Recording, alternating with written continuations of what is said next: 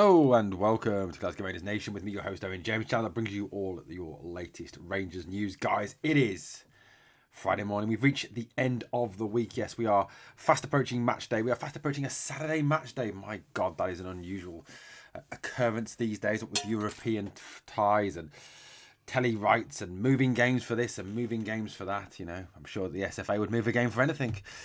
Anyway, look, there we go. But let's we're going to talk through some stories. Look. I think as the title slide showed you this morning, it's a major overhaul this summer. I think no matter what happens in the Europa League this year, that's the only trophy obviously we've got left to compete for. No matter how many points we finish behind that lot, how many times we beat them this season, whatever. I think it is time, and it will be time for another major overhaul for Rangers this coming summer. A number of players going out, hopefully a number of players coming in. And I think change at every level will be kind of one of the watchwords for Arando Kavanagh, Parag Marathe and Jed York. Fascinating conversations Jed York had at the NFL owners meeting, didn't he, the other day? I'm sure you've all heard the quotes and what he said. And, Jed York is someone who, realistically, is a guy who is used to winning. He's a guy who is used to coming at the top of the game. He's a guy, who's used to competing for prizes. He doesn't tolerate failure. It's not something that he is in his lexicon. The 49ers are just coming off the back of a 6-11 season, a losing season, which for them is unthinkable and unforgivable, and that's certainly something that they're kind of put right over this off-season period in the National Football League. So, look, Jed York is an ambitious man, and I think he made some interesting comments, didn't he? And I think one of the key things that I want to just kind of briefly mention this morning is the fact that he talked about the tie-up between brands being around areas where we can mutually help each other, So I think, in terms of the 49ers helping out Rangers, it is very much in terms of that marketing side of things, the revenue streams and so on and so forth. I think even coming off the back, obviously, of Leeds United's record losses that they've made, which I think, some obviously majorly down to the fact that they're obviously no longer a Premier League team. The difference and the money you lose when you move from the Premier League to the EFL Championship, even a league like the EFL Championship, which gets substantially more in TV deals, substantially more in every element than the Scottish Premier League, you still suffer massively because the difference is huge. But Jed York, is a very ambitious man, and I'm sure that he is putting pressure on Parag Marathe to get this one done and to get this one right. Parag Marathe. I did hear something really interesting today about Parag Marathe, actually, which kind of gave me hope for the future. People. I was listening to. It was either Matt Miyoko or it was the Locked On 49ers guys, and I was listening to them in the car on the way back from work, and they said basically, Marathe is. He is the nasty man. He is the hard man. He is the guy who will make those difficult decisions to get rid of players, to cut players, to make changes and things like that. And I think that is really encouraging for me. That Parag Marathe quite clearly is that man. He is the man who is willing to make changes. He's willing to make difficult decisions, and that's something we do need at Rangers. I think for a long time now we've been short of a board that are willing to make those difficult decisions, who are willing to make the right difficult decisions to move this club forward. And I think with someone like Parag Marathe, who has that reputation certainly, which is built upon years of working with the San Francisco 49ers, one of the most successful franchises in American sport, and obviously working with Leeds United, he has a reputation for making those difficult decisions. And when he makes decisions, Marathe, he doesn't do it because it is popular. He does it because it is the right thing to do.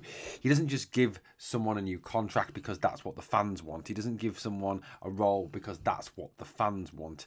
He does it because it's right for the team. It's right for progressing the team. It's right for moving the team forward. And obviously, there's some kind of elements here in terms of, Barry Ferguson and his future at the club. Parag Marathe is not someone who will stand on, some sort of romantic notion of a particular person or a particular type of person taking a job just because they have history with that organisation. That's not how he works at all. And like I said, I think he is very much the driving force behind this move to take over Rangers. Like I said, Parag Marathe is the strong man. He really genuinely is, I believe. Look, changes this summer. Look, we know that there are a number of positions that need to be appointed. Now, we're going to talk a little bit about some stories this morning I've read regarding the exits of Nadeem Bayrami and Robin Proper. We're going to talk a little bit about those shortly, so please hang on for those.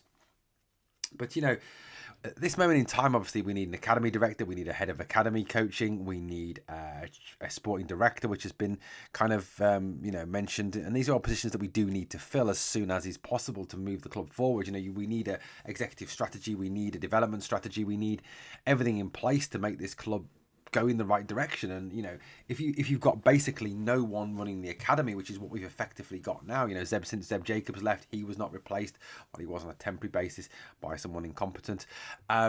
He is, he's obviously gone. With Zurab Amiran has gone as well, apparently to join Feyenoord. Surprise, surprise. He's obviously very well thought of on the continent. You don't get a job with Feyenoord if you're not well thought of. So he's gone as well, and so I think there is kind of an element there that we need to get this done right, because if it's a critical position. If we are to pursue the trading model, and bring through young players who we develop and sell on for more money, then the academy becomes essential to that, because you bring someone through your academy, you're not paying a transfer fee for them, you're not paying anything for them, just the development fees, and then you were going to get a maximum of 100% profit on that player. And in addition to that as well, you tend to find, like I said, that young players that come through the academy, have that little bit of extra heart, a little bit of extra desire to succeed for a club they probably supported as a kid growing up. So look, it's a key thing we do need to get right. So these are all appointments that need to be made. I would argue as well, to be honest with you, that we need a new CEO, because I would, the more and more I see of and hear of Patrick Stewart, the more I genuinely don't think he understands the role he's got. I don't think he gets it. I don't think he understands it. I don't think he understands the club. I don't think he understands the fans. I think he's a weasel, if I'm being honest with you.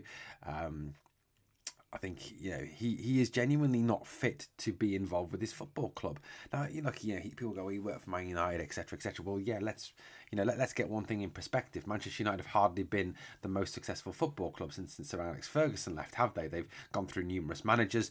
They're now working at one of their biggest ever operating losses ever. There was even talk, wasn't there, in that Jim Ratcliffe interview. I don't know if anybody saw that Jim Ratcliffe interview, but there was even talk in that interview that the possibility of the club going bust at Christmas. That's how well it's obviously been run. Patrick Stewart involved in the running of the club before anyone tries to kind of use the Man United argument to stick up for him. But you look at what he's done for the club. He's first of all, you look at the fact that season ticket prices are going up, and I've got to say, Rangers, the putting of James Tavernier on the front of the advertising for season ticket renewals is not very clever. It really genuinely isn't. Or is this just a hint that we're all going to have to put up with him for a long time to come? Which I hope that really isn't true. So in terms of that, that's not a good move. How you can charge someone more for something after you've had a pretty dreadful season, won nothing and looked pretty shit, to me just makes zero sense. Adding to that as well, of course, the fact that, he, didn't stand up for the fans as regards UEFA. The fact that banner was not racist, it was not discriminatory, and at no point did he challenge that with UEFA. That which is ridiculous. Lifetime bans for fans for a banner is just absolutely over the top and out of order. Telling us what we can and we can't sing at games, getting rid of the singing section. Genuinely, this man is, I honestly believe he's someone who hates the fans. He generally doesn't like I think realistically what this man wants is us to come into Ibrox on a weekly basis and sit on our hands and keep our gobs shut.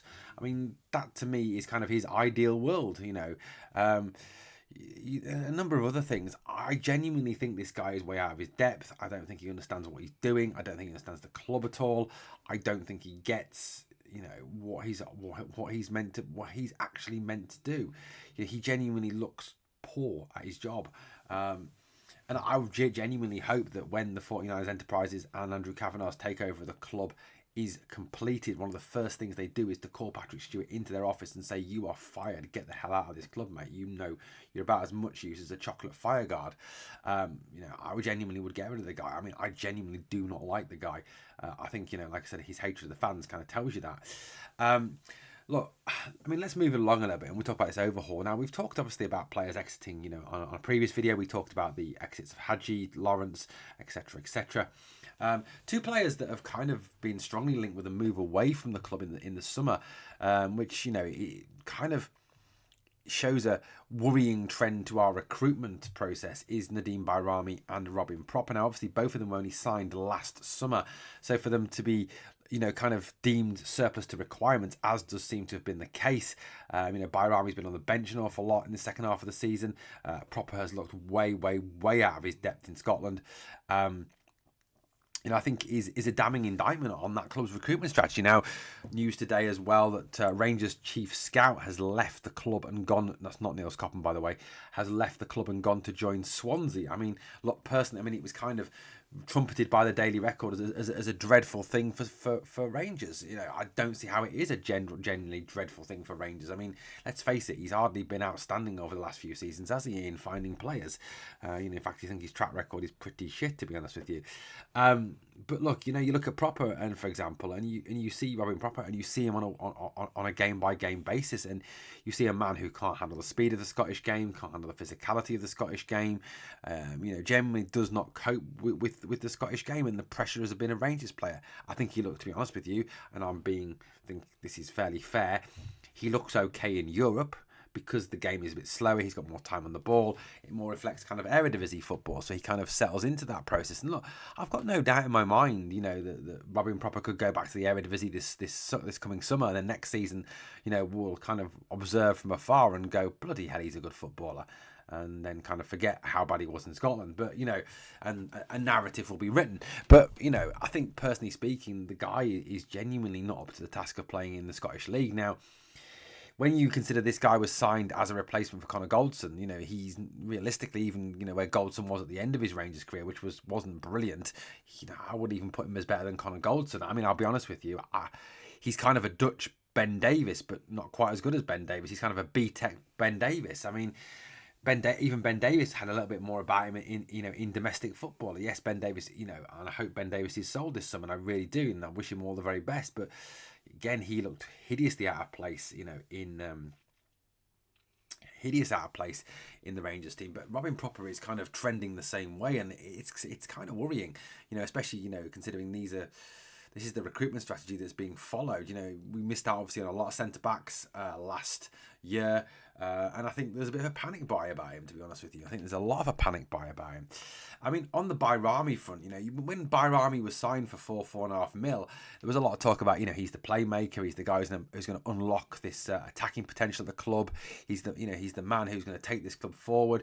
I mean, yes, guaranteed his progression and what he can do was not helped and is not helped by sticking him out on the left wing, where he's quite clearly not a winger. So that's another absolute cock up from Philippe Clement. But Bayrami, even when he's played in that 10 role, and when he's played full stop and kind of floated and tried to influence games, he's just looked like a passenger. He's looked like an absolute passenger in a lot of games. You can kind of count on the fingers of one hand any decent games that he's had. I mean, he played well in the League Cup final, don't get me wrong, but genuinely he's looked hideously out of place. He's just looked lazy, disinterested, just not up to the job. Now, like I said, I think there is a strong likelihood that Rangers will look to do business with somebody this summer and get rid of Proper and Bayrami and raise, somewhere near to what they got paid for the pair of players. What they paid for a pair of players. I genuinely do not rate either of them. I think they're both very average footballers. I think Bayrami is as lazy as the day is long. I think, he's not particularly fast. He's not particularly skillful. He's kind of a poor man's number 10. He really is. He's kind of a, I mean, not even a B-Tech, a B-Tech of a, of a, I don't know who I'd liken him to, but he's not even, I don't know, he's just a very, very poor footballer. And I think he needs to move on. I think perhaps move back to Italy. I don't think he suits the physicality of the Scottish game. I think that's especially when you come from Italy, where there's not the physicality there once was in Italian football. So look, the movement out of these two, hopefully again we can generate some cash into the club. look, whatever happens, with obviously all the players that are going out of contract this summer, and add that into obviously the players that may well depart this club, this summer, there's going to be, I think, a lot of change, an awful lot of change, and you're just kind of going to hope that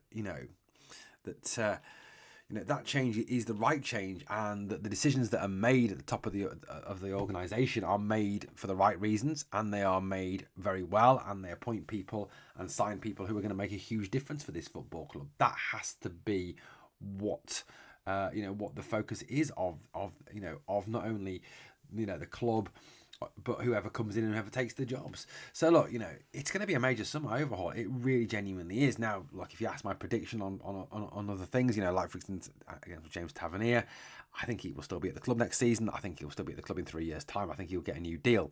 I mean, personally, I just think giving him a new deal is a disaster, given how bad he's been this season.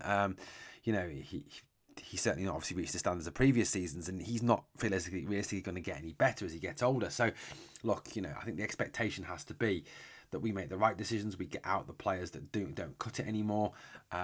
We make changes because we do need to. The last few seasons have shown us that whatever we're currently doing is not working. We need to make some big changes. Guys, let me know what you think of the stories we've covered in this report today. Look, I'm not casting aspersions on us losing on Hibs. I'm merely stating about the future for the football club. Thank you for watching. As always, on the way out, please like, comment and subscribe, and obviously remember to share the video. Thank you for watching. Please remember always, we are the people.